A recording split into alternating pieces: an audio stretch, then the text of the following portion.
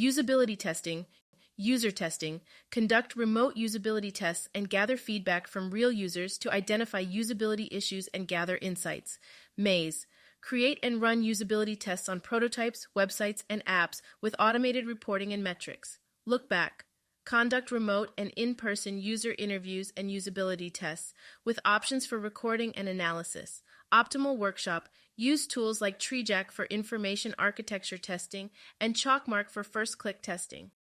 Surveys and feedback, Qualtrics. Build and distribute surveys and questionnaires to collect quantitative and qualitative data for user insights. SurveyMonkey. Easily create surveys, collect responses, and analyze results to understand user opinions and preferences. Google Forms. Create free online surveys and forms to gather data and feedback from users or stakeholders. Typeform. Design interactive and engaging surveys and forms with a user-friendly interface. Prototyping and wireframing. Sketch, design interfaces, wireframes, and prototypes for digital products with a focus on user experience and collaboration.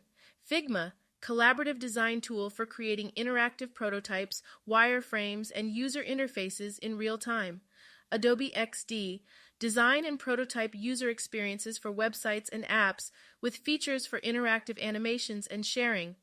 Envision, create interactive and animated prototypes, collaborate with team members, and gather feedback.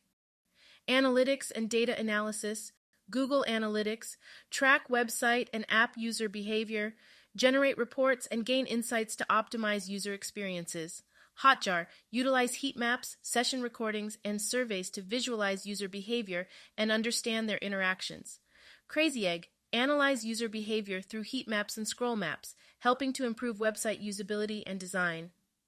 Mixpanel, track user interactions and events within your product to understand user behavior and inform decisions.